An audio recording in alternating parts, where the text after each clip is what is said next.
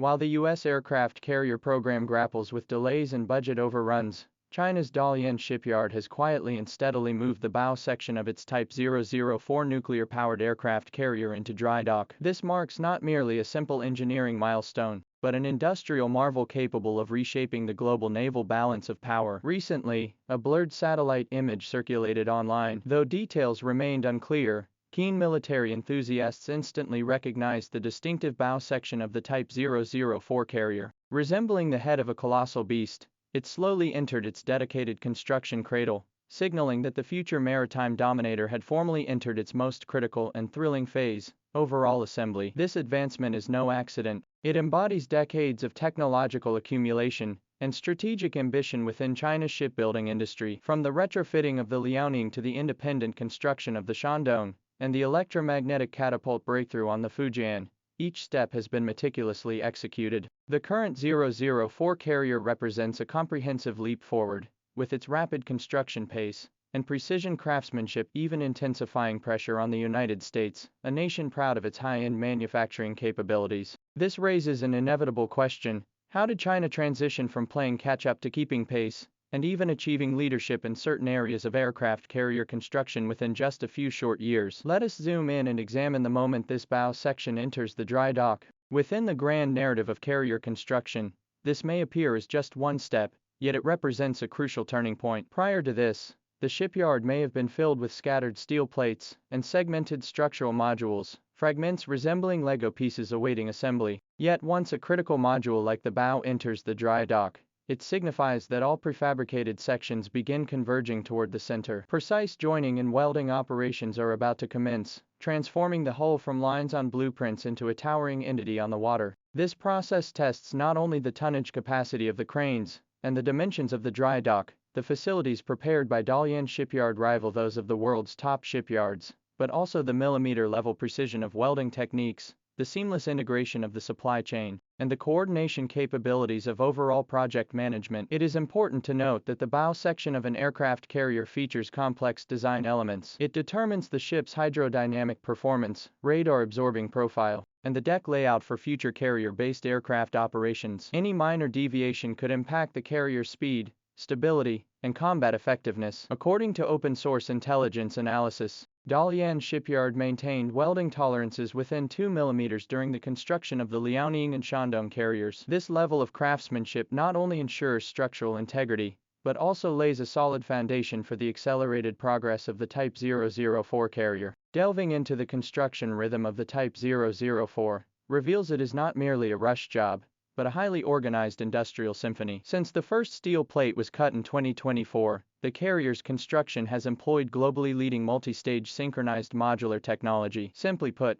the entire carrier is divided into over a dozen major modules, such as the bow, island superstructure, hangar section, and propulsion section, which are simultaneously manufactured at specialized factories nationwide. Leveraging China's vast industrial network, these facilities concurrently perform steel pre-treatment, sectional welding, and equipment pre-fitting. This approach resembles establishing multiple production lines across the country to manufacture car components simultaneously, with final assembly conducted at the main shipyard. This approach significantly shortens the construction timeline by eliminating the sequential waiting periods inherent in traditional shipbuilding. In contrast, while the U.S. also employs modular construction for its Ford-class carriers, domestic supply chain issues, skilled labor shortages, and project management coordination challenges frequently cause module delivery delays and on-site design modifications, resulting in overall slow progress. For instance, the USS John F. Kennedy, the second Ford-class carrier launched in 2019, remains unfit for service to this day.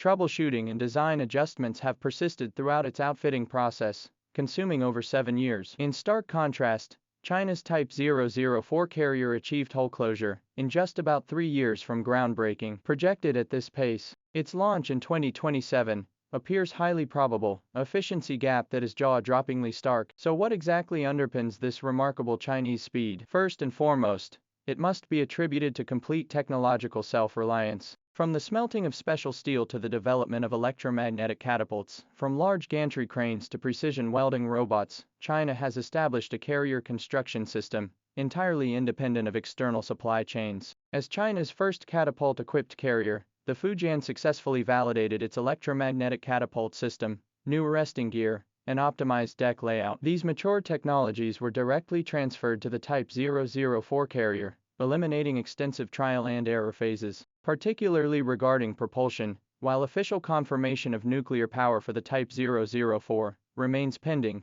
multiple indicators strongly suggest this capability. China's nuclear propulsion technology has undergone extensive testing in land-based prototype reactors, with its safety and reliability thoroughly validated. Should the Type 004 indeed incorporate a nuclear reactor, it would completely overcome the fuel limitations of conventionally powered carriers, achieving virtually unlimited endurance, a capability of immense strategic significance for distant sea operations and deterrence. Simultaneously, carrier-based aircraft development is accelerating. Shenyang Aircraft Corporation's new production lines are operational, with annual output of the J-35 stealth fighter and J-15D electronic warfare aircraft projected to exceed 300 units. This means pilots will have access to cutting-edge aircraft for training immediately upon the Type 004 sea trials, drastically shortening the time required to achieve operational capability. In contrast, the U.S. shipbuilding industry, particularly military shipbuilding, faces profound challenges. Following the Cold War,